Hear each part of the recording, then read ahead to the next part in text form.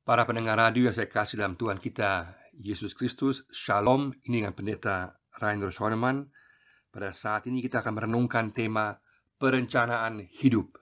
Perencanaan hidup dari Yakobus pasal 4 ayat 13 sampai 17. Yakobus pasal 4 ayat 13 sampai 17. Jangan melupakan Tuhan dalam perencanaan. Jadi sekarang, hai kamu yang berkata, hari ini atau besok kami berangkat ke kota Anu, dan di sana kami akan tinggal setahun dan berdagang, serta mendapat untung. Sedang kamu tidak tahu apa yang akan terjadi besok. Apakah arti hidupmu? Hidupmu itu sama seperti uap yang sebentar saja kelihatan, lalu lenyap. Sebenarnya kamu harus berkata, jika Tuhan menghendakinya, kami akan hidup dan berbuat ini dan itu. Tetapi sekarang kamu memegahkan diri dalam congkakmu, dan semua kemegahan yang demikian adalah salah. Jadi jika seorang tahu bagaimana ia harus berbuat baik, tetapi ia tidak melakukannya, ia berdosa. Tema kita adalah perencanaan hidup. Yakobus menekankan dari awal tentang pentingnya kedewasaan rohani setiap orang percaya dalam semua bagian kehidupan. Pertama-tama dia berbicara kepada para pengusaha, para pedagang, orang-orang kaya yang ada dalam jemaat pada waktu itu, tapi sekaligus juga untuk semua orang percaya untuk selalu memperhitungkan Tuhan dalam segala perencanaan hidup. Dalam Yakobus pasal 4 ayat 8, Yakobus tekankan pentingnya untuk mendekat kepada Tuhan. Dan juga pasal 4 ayat 10, Yakobus tekankan untuk kita merendahkan diri di hadapan Tuhan. Maksudnya bahwa dalam segala hal kita mendekat kepada Tuhan dan merendahkan diri, sehingga melibatkan Tuhan dalam segala keputusan kehidupan kita, perencanaan hidup kita, dan juga dalam kita mengambil langkah hari demi hari, semuanya mengikut sertakan Tuhan dalam segala perencanaan kehidupan kita. Untuk ini Yakobus berbicara dengan sangat praktis. Ada 3 hal yang dia mau tekankan di sini. Yang pertama adalah ada perencanaan yang salah. Peringatan akan perencanaan yang salah. Ayat 13 sampai ayat 14. Yakobus pertama-tama berbicara pada para pengusaha, para pedagang yang ada dalam jemaat, tapi memaksudkan seluruh warga jemaat. Pada waktu itu para pedagang suka berpindah-pindah tempat. Mereka membuat perencanaan yang matang untuk pergi khususnya ke kota-kota pelabuhan di mana ada volume pembelian yang besar, dapat keuntungan besar untuk kemudian menjualnya, dan mereka tinggal lama di sana. Mereka sungguh-sungguh merencanakan untuk berdagang, untuk beroleh keuntungan dalam kehidupan usaha mereka. Tetapi masalahnya adalah mereka tidak memperhitungkan Tuhan dalam perencanaan mereka. Soal perencanaan dalam kehidupan, dalam hal usaha, dalam hal studi, dalam hal pekerjaan, semuanya penting. Semuanya penting. Tapi juga sangat penting, Yakobus tekankan, adalah untuk mengikut sertakan Tuhan, memperhitungkan Tuhan dalam segala perencanaan kehidupan. Karena mereka menganggap dirinya bisa menguasai masa depan, seolah-olah tahu masa depan. Padahal yang tahu itu hanya Tuhan. Hanya Tuhan yang memegang masa depan kehidupan kita. Dalam Yakobus 1 ayat 10, Yakobus mengingatkan orang-orang kaya akan ketidakkekekalan mereka, bahwa mereka akan hilang, akan lenyap. Segala kekayaan, segala kemuliaan, segala kehebatan akan lenyap. Dan Yakobus sungguh-sungguh menyerang kepercayaan diri yang salah dari orang-orang kaya atau warga jemaat yang merasa diri hebat ini, yang tidak melibatkan Tuhan dalam perencanaan hidup mereka, karena mereka tidak memperhitungkan masa depan, karena hanya Tuhan yang tahu tentang masa depan. Di sini Yakobus bertanya, bagaimana mungkin kamu berupaya untuk merencanakan kehidupanmu kalau nasib kehidupan hari esok saja tidak ada dalam tanganmu? Atau pertanyaan lain juga, kalau kalian membuat perencanaan perdagangan yang matang, mengapa kalian tidak membuat perencanaan hidup yang matang sehubungan dengan kerajaan Allah dan norma-normanya? Jadi aneh, dalam kehidupan sehari-hari, dalam kehidupan duniawi membuat perencanaan, tetapi tidak membuat perencanaan yang berkaitan dengan kerajaan Allah, berkaitan dengan kehendak Allah. Di sini Yakobus ingin katakan bahwa dalam semua hal kita harus mengikut sertakan Tuhan dalam perencanaan hidup kita. Latar belakang pemikiran Yakobus adalah di sini dari perumpamaan Yesus tentang orang kaya yang bodoh dalam Lukas 12 ayat 16 sampai 21.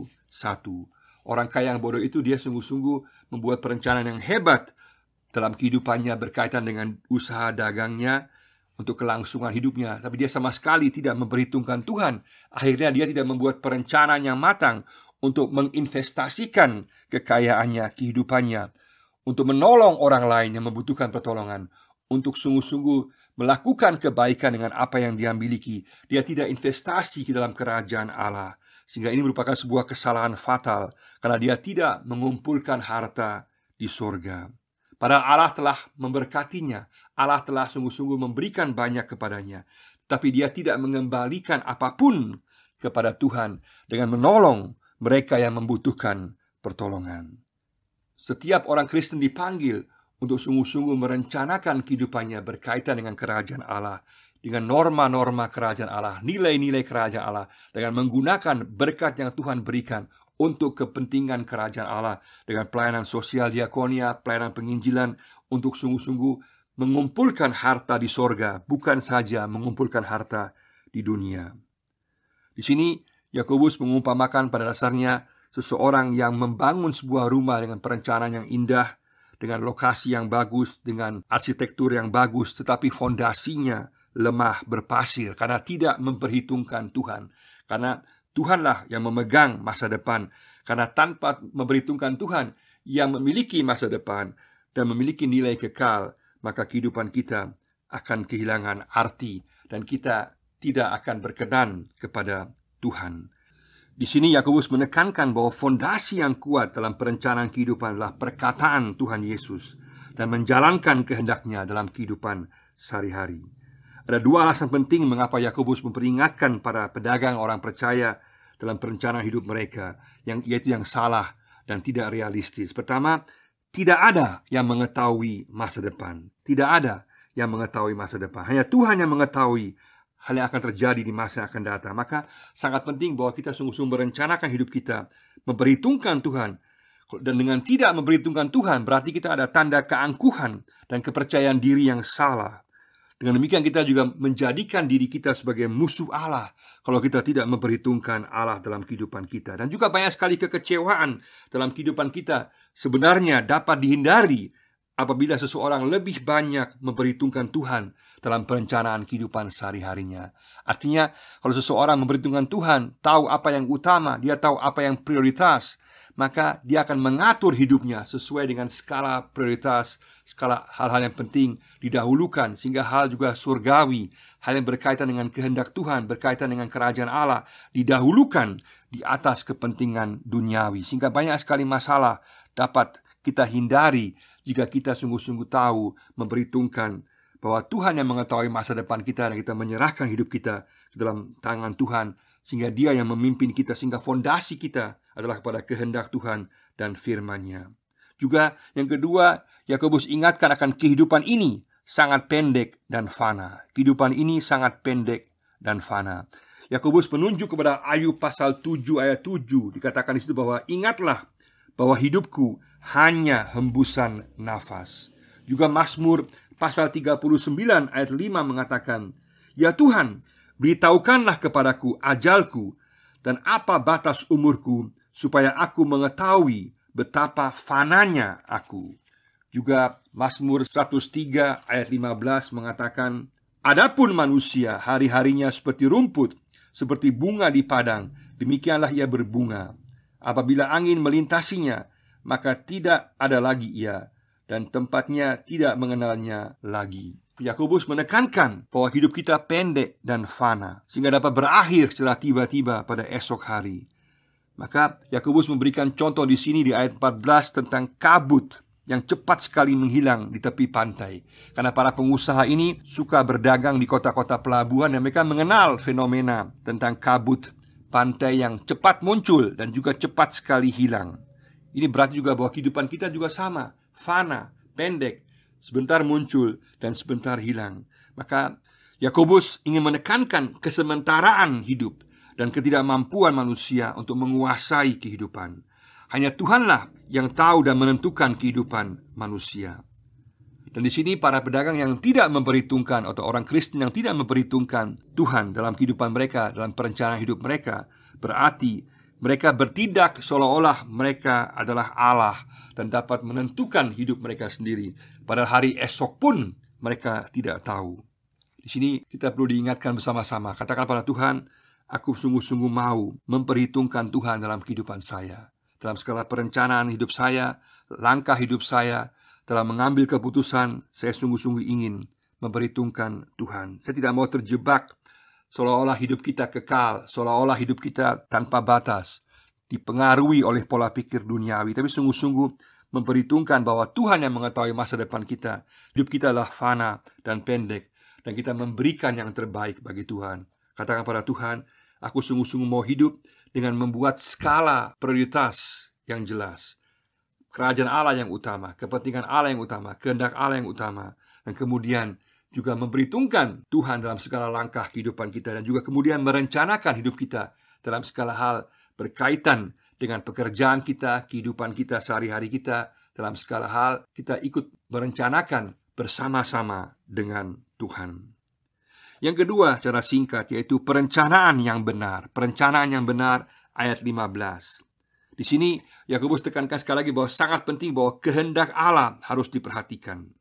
Kalau sebelumnya ditekankan tentang ketidaktahuan akan masa depan dan juga kesementaraan hidup, maka sekarang dia jelaskan bahwa setiap orang percaya dipanggil untuk melakukan kehendak Tuhan dalam perencanaan hidupnya.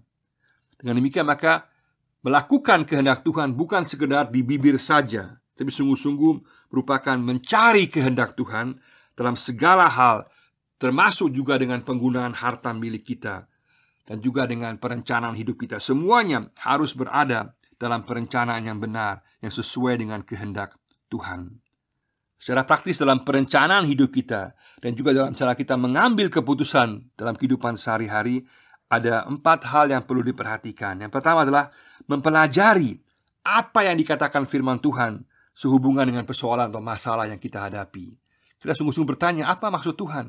Apa kehendak Tuhan? Apa yang Tuhan katakan tentang persoalan yang sedang kita hadapi atau langkah yang mau kita ambil. Yang kedua, kita perlu berdoa secara intensif, berdoa sungguh-sungguh dan memohon hikmat Tuhan sesuai dengan Yakobus 1 ayat 5. Memohon hikmat Tuhan agar Tuhan membuka pikiran kita sehingga kita dapat mengerti dan dapat membuat keputusan yang tepat, yang sesuai dengan kehendak Tuhan.